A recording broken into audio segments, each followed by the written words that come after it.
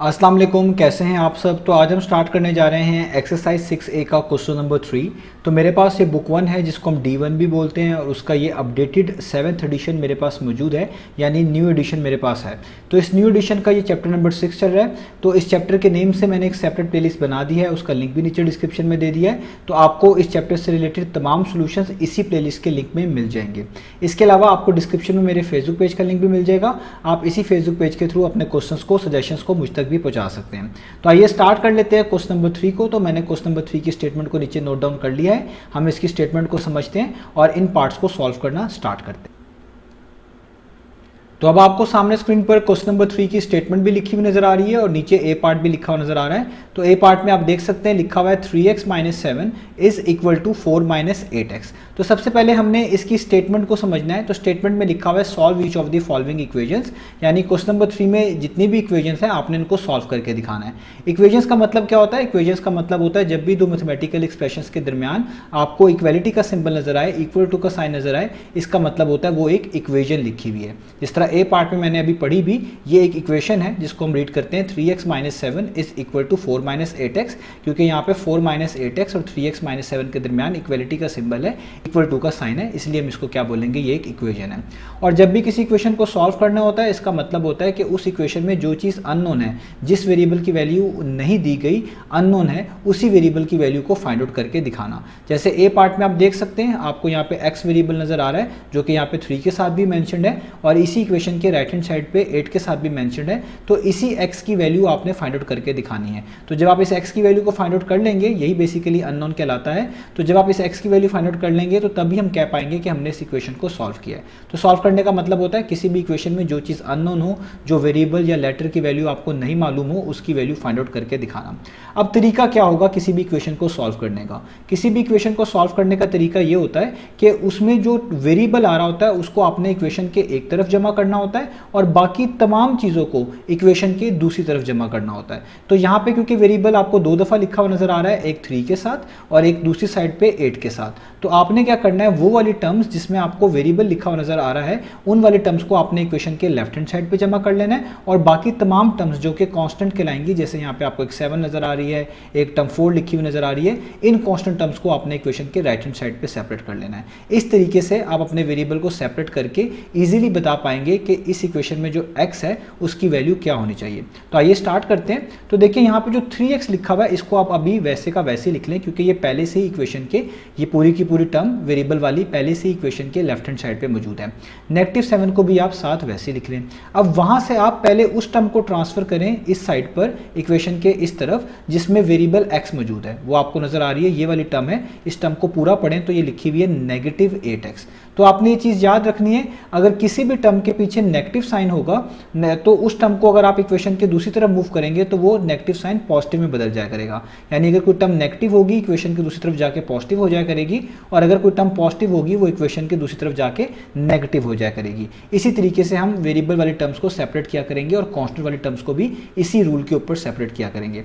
तो यहाँ पे आपने क्योंकि -8x को इक्वेशन के लेफ्ट हैंड साइड पे लेके आना है, तो आप देख सकते हैं 8x के पीछे नेगेटिव साइन है, तो जब आप इसको राइट हैंड साइड पे मूव करेंगे तो वो यहाँ के पॉजिटिव हो जाएगी। इसी चीज़ को आप ऐसे भी समझ सकते हैं कि 8x बेसिकली सब्ट्रैक्ट हो रहा है 4 में से, तो इक्वेशन की दूसरी तरफ जाके क्या हो गया, ऐड हो गया। दोनों तरीकों से ये बात एक ही है और यहाँ पे इक्वल टू का साइन वैसे ही और 4 वैसे का वैसे ही।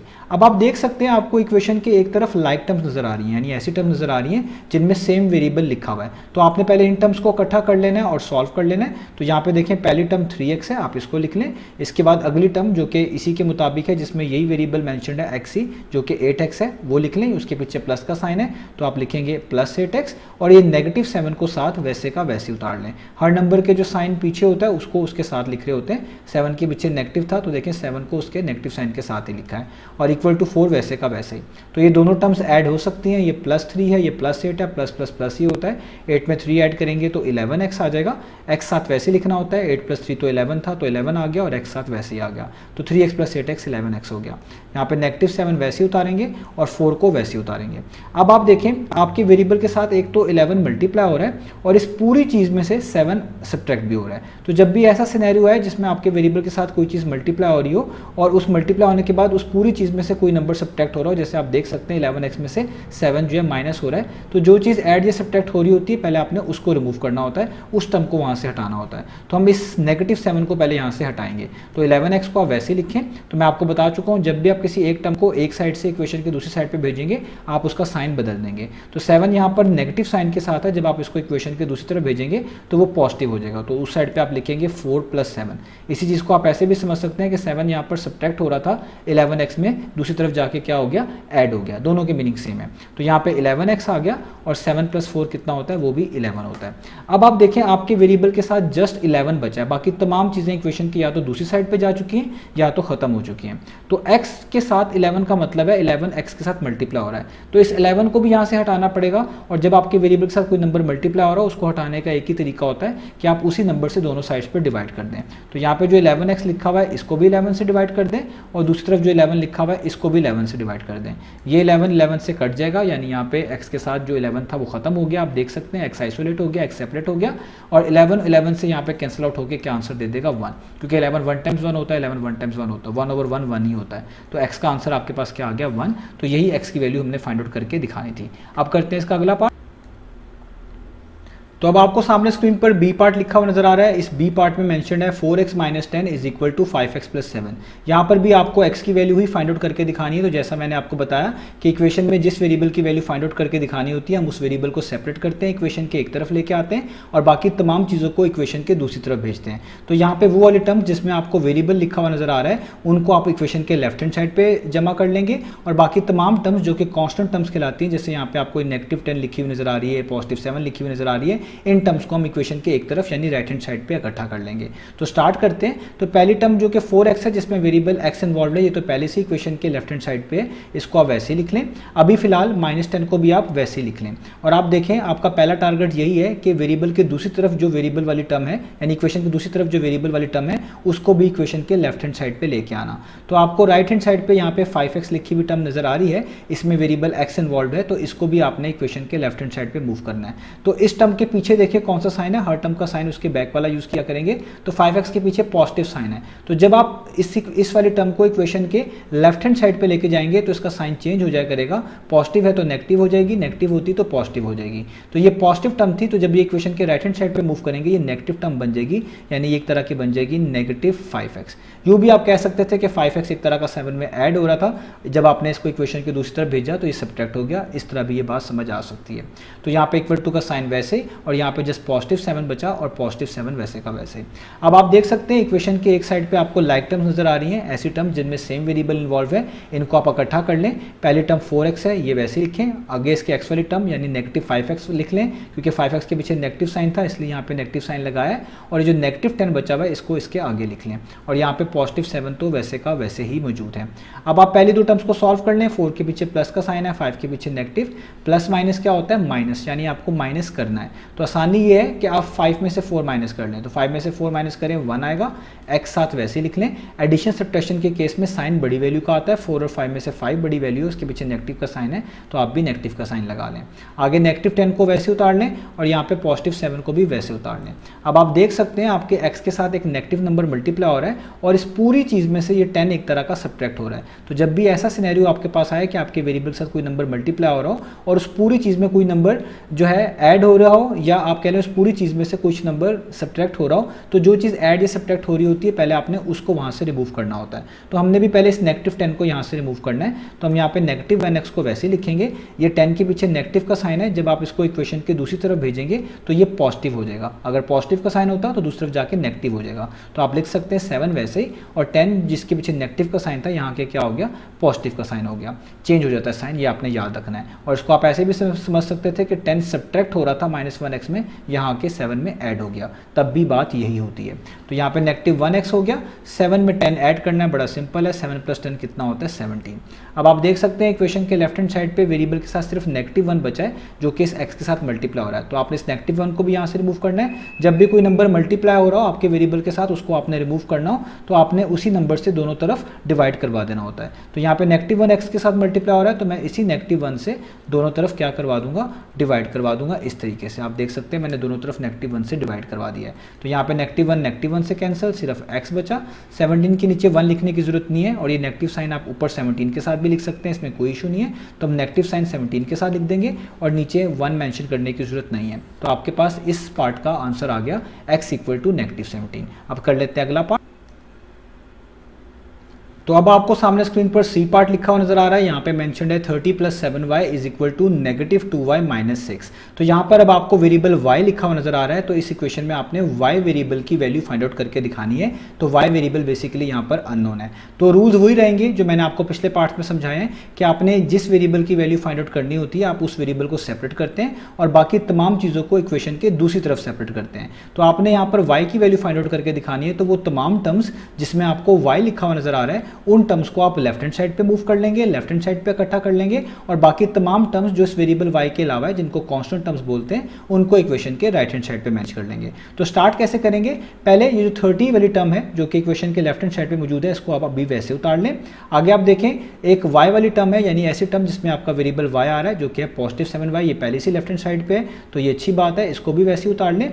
अब आप देखें इक्वेशन के राइट हैंड साइड पे जो एक टर्म मेंशन्ड है जो कि है -2y, ये इक्वेशन के राइट हैंड साइड पे मेंशन्ड है। तो इसको आपने इक्वेशन के लेफ्ट हैंड साइड पे लाना है क्योंकि इस टर्म के पीछे नेगेटिव साइन है और मैं आपको बता चुका हूं जब भी कोई टर्म के पीछे नेगेटिव साइन होगा आप उसको इक्वेशन के दूसरी तरफ लेके जाएंगे तो उसका साइन चेंज हो जाएगा। आप उस माइनस को बदल देंगे प्लस में और अगर वो प्लस के साथ होती तो उसको बदल देंगे माइनस में। तो यहाँ पे जो ये -2y वाली टर्म है आपको साफ पता चल रहा है इस 2y के पीछे नेगेटिव साइन है। तो जब आप इस टर्म को इक्वेशन के लेफ्ट हैंड साइड पे मूव करेंगे तो ये पॉजिटिव हो जाएगी। तो आपने यहाँ पे लिख देना है 30 + 7y और ये -2y इक्वेशन के लेफ्ट हैंड साइड पे आके क्या हो जाएगी +2y, इसका साइन चेंज हो गया। और आप इसको ऐसे भी कह सकते थे कि -2y बेसिकली सब्ट्रैक्ट हो रही है 6 में से, जब आपने इसको इक्वेशन के दूसरी तरफ मूव किया तो ये ऐड हो गई। क्योंकि इसी चीज़ को हम अगर अरेंज करके लिखेंगे इसका यही मतलब बनता है कि -2y सब्ट्रैक्ट हो रही है बेसिकली -6 में से और यहाँ के ऐड हो गई है। इस तरीके से भी आप इसको समझ सकते हैं। तो इक्वलिटी के इस तरफ क्योंकि -2y तो यहाँ के प्लस हो चुका है तो यहाँ पे जस्ट बचा है -6। हर नंबर का साइन उसके बैक वाला होता है, उसके पीछे जो लिखा होता है वो आपने लाजमी मेंशन करना होता है। तो इसलिए यहाँ पे सिर्फ -6 बच गया।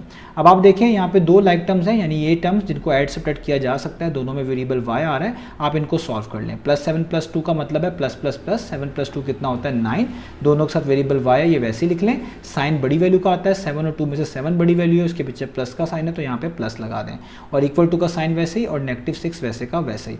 अब आप देख सकते हैं क्योंकि आपने वेरिएबल y को सेपरेट करना है तो उसके साथ यहाँ पर 9 मल्टीप्लाई हो रहा है और ये पूरी की पूरी चीज़ ऐड हो रही है 30 में। तो जब भी ऐसा केस आए कि आपके वेरिएबल के साथ कोई नंबर मल्टीप्लाई हो रहा हो और वो पूरी चीज़ खुद किसी में ऐड हो रही हो या उसमें कोई चीज़ ऐड या उसमें से कोई चीज़ सब्ट्रैक्ट हो रही हो, तो जो चीज़ उसमें ऐड या सब्ट्रैक्ट हो रही होती है आपने सबसे पहले उसको हटाना होता है, या ये पूरी वेरिएबल वाली टर्म जिसमें ऐड हो रही होती है सब्ट्रैक्ट हो रही होती है पहले उस दूसरी टर्म को आपने वहाँ से हटाना होता है। तो इसलिए भी हम इस 9y को डिस्टर्ब नहीं करेंगे, जस्ट इस 30 को यहाँ से हटाएंगे। इस 30 के पीछे कोई साइन नहीं है, जिस टर्म के पीछे कोई साइन ना हो आपने पॉजिटिव कंसिडर करना है, यानी इस पॉजिटिव 30 को यहाँ से हटाना है। तो ये टर्म के पीछे पॉजिटिव साइन है, जब आप इसको इक्वेशन के दूसरी तरफ भेजेंगे इसका साइन बदल जाएगा, ये पॉजिटिव से क्या हो जाएगा नेगेटिव हो जाएगा। तो यहाँ पे जस्ट रह जाएगा 9y या पॉजिटिव 9y भी लिख सकते हैं और ये +30 इक्वेशन की दूसरी तरफ आके क्या हो जाएगा -30। ये -6 आपने वैसे उतारना है और उसके आगे लिख लेते हैं -30। अब इसको आप सॉल्व कर लें तो यहाँ पे 9y लिखा हुआ है तो ये माइनस माइनस क्या होता है प्लस, यानी माइनस माइनस क्या है प्लस, यानी प्लस करना है। तो 30 में 6 ऐड कर दें 36 आ जाएगा, साइन बड़ी वैल्यू का लगाएं, 30 और 6 में से बड़ी वैल्यू 30 है, उसके पीछे नेगेटिव साइन है तो यहाँ पे नेगेटिव साइन आ जाएगा। अब आप देखें आपके वेरिएबल के साथ जस्ट 9 बचा है, 9 इस वेरिएबल के साथ मल्टीप्लाई हो रहा है, जस्ट इसको हटाना रह गया, बाकी जो तमाम चीज़ें आपको इक्वेशन के या तो दूसरी तरफ नजर आ रही हैं या यहाँ पर खत्म हो चुकी हैं। तो सिर्फ 9 बचा है y के साथ। तो अगर कोई नंबर आपके वेरिएबल से मल्टीप्लाई हो रहा हो, आपने उसको हटाना हो तो आप उसी नंबर से दोनों तरफ डिवाइड कर देते हैं। तो यहाँ पे 9 मल्टीप्लाई हो रहा है y से, तो मैं दोनों तरफ किससे डिवाइड कर रहा हूँ 9 से। तो देखिए मैंने इस 9y को भी 9 से डिवाइड कर दिया और ऊपर लिखे हुए -36 को भी 9 से डिवाइड कर दिया। इससे फ़ायदा क्या होगा, यहाँ पे 9 9 से कैंसिल हो जाएगा और यहाँ पे आप सॉल्व कर सकते हैं 9 1 टाइम्स 9 4 टाइम्स, नेगेटिव साइन वैसे ही, तो ये हो जाएगा -4। तो यहाँ पे आपके पास y का आंसर आ गया -4। तो यही हमने फाइंड आउट करके दिखाना था। तो ये हो गया इसका सी पार्ट। अब चलते हैं इसके डी पार्ट। तो अब आपको सामने स्क्रीन पर डी पार्ट लिखा हुआ नजर आ रहा है। यहाँ पे मेंशन्ड है 2y - 7 = 7y - 27। तो इस इक्वेशन में भी आपको इस वेरिएबल y की वैल्यू फाइंड आउट करके दिखानी है।